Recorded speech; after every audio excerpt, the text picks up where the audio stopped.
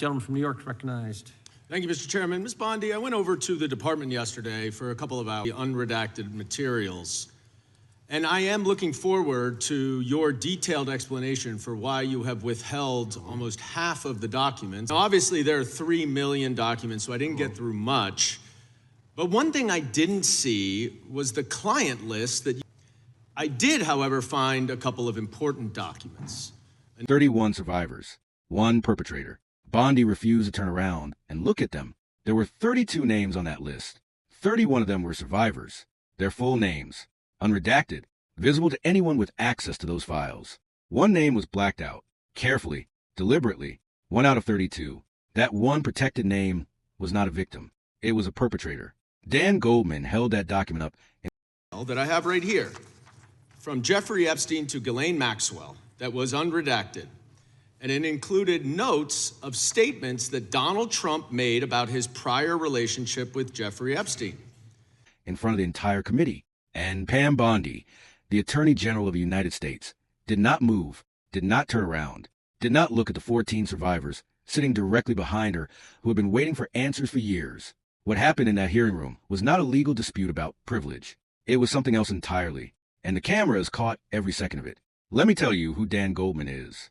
Because it matters. Before Congress, Goldman spent nearly a decade as a federal prosecutor in the Southern District of New York. Organized crime, financial fraud. He knows exactly how privilege works. He knows exactly when an attorney is using it as a legal protection and when they're using it as a shield to hide something.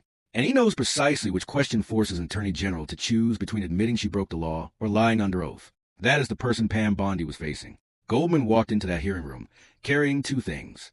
A manila folder with documents he had reviewed the previous day at the Department of Justice, and a printed copy of the Epstein Files Transparency Act, a law that passed Congress with bipartisan support requiring full disclosure of all Epstein-related materials. Bondi had been at the witness table for 5 hours. Her lead attorney had whispered to her 3 times in the last 20 minutes. The binder in front of her containing redacted Epstein files had not been opened since lunch. Behind Bondi, 14 survivors sat in gallery seating. Women whose names the DOJ had accidentally left unredacted in a document released 3 weeks earlier.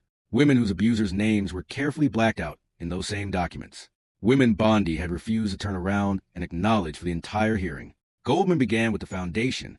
He had gone to the Department of Justice the previous day, spent 2 hours reviewing unredacted materials that members of Congress are legally entitled to see. What he found, he told the committee, raised serious questions about compliance with federal law.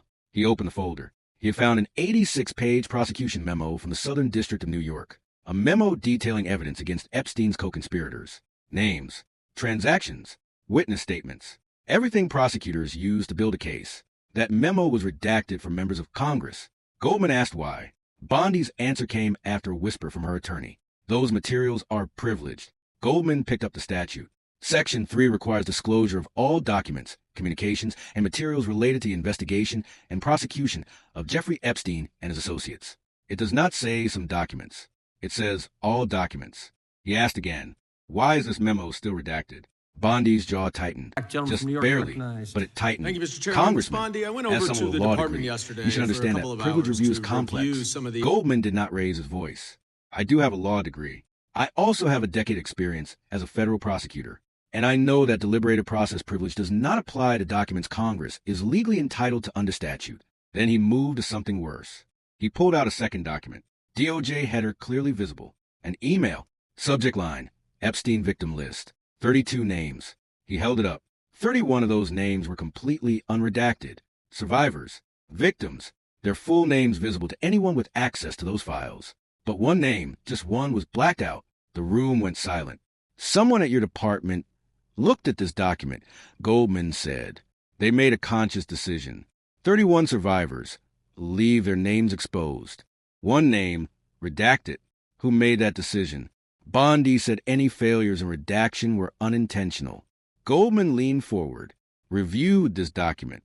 Someone had the technical capability to redact 1 name. They chose to redact exactly 1 out of 32. That is not an accident. That is intentional. Then he said the part that made the gallery erupt. The 1 name that was redacted. It is not a victim. It is a perpetrator.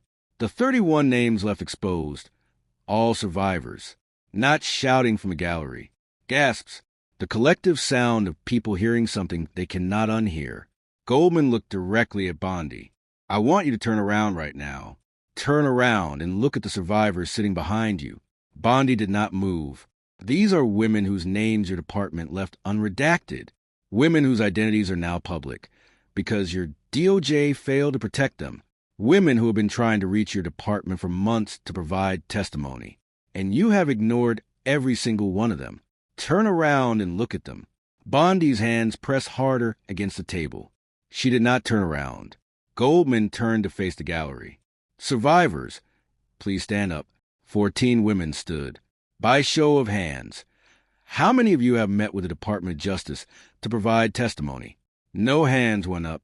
How many of you reached out to the DOJ to offer testimony? All 14 hands went up. How many of you were denied or ignored? All 14 hands stayed up. Goldman turned back to Bondi. Your Deputy Attorney General told this committee last week that any victim who wants to speak with the department has done so. That was a lie. Every single survivor in this room tried to reach your department. Every single one was ignored. Then Bondi spoke. Her voice was tight and controlled. Congressman, you are about as good a lawyer today as you were when you tried to impeach President Trump in 2019. The room did not explode with shouting. It was a sharp intake of breath. The sound a room makes when someone says something so inappropriate, it immediately becomes a headline. Goldman did not react. Now, obviously, did not raise his 3 voice, million documents. did not so I didn't show get through anger. Much. Miss Bondi, But one thing I didn't asked you about see survivors was being the ignored client by your list department. Now, obviously, You there are responded 3 by million attacking my documents, so I professional didn't get through record. much. That tells me But everything one I thing need to know didn't about see your priorities. was the client He list. picked up Now, one more obviously, there are document. 3 million An email documents, so from I didn't Jeffrey get through Epstein much. to Ghislaine But Maxwell, one thing I didn't containing see statements was Donald the Trump made client about his list that- relationship with Epstein. No attorney-client privilege. 2 co-conspirators. No legal protection. Will you commit right now to releasing the unredacted version of this email to the public? Bondi looked at her attorney. He shook his head slightly. Privilege. It is not privilege. It is an email between Epstein and Maxwell. Neither of them are attorneys. There is no client relationship. No privilege applies. Privilege on what basis? Privilege. Goldman closed his folder. Miss Bondi, you have invoked privilege 5 times in response to questions about documents that are not privileged under any recognized legal standard. You have refused to turn around and acknowledge survivors sitting behind you. You have attacked my professional record instead of answering questions about your department's failure to protect victims. He looked directly at her. I believe you're using the word privileged not as a legal defense, but as an obstruction. Bondi said nothing. The clip was already everywhere before the hearing ended. Bondi saying privileged 5 times. Goldman holding up the list with 31 unredacted names. 14 survivors standing with their hands raised. Bondi refusing to turn around. Legal experts on multiple networks identified the same problem within hours. An email between Epstein and Maxwell is not protected by attorney-client privilege. A victim list where 31 names are exposed but 1 perpetrator is protected is not an accidental redaction failure. And calling a former federal prosecutor a bad lawyer instead of answering questions about survivor protection is not a legal strategy. It is a deflection. And Goldman named it exactly that. 32 names, 1 decision, 31 survivors exposed, 1 perpetrator protected, and the Attorney General of the United States could not explain why, could not turn around, could not face the women sitting 3 feet behind her. Sometimes accountability doesn't require a dramatic moment. Sometimes it just requires someone willing to hold up a piece of paper and ask who made this decision. Goldman held up the paper. Bondi had no answer.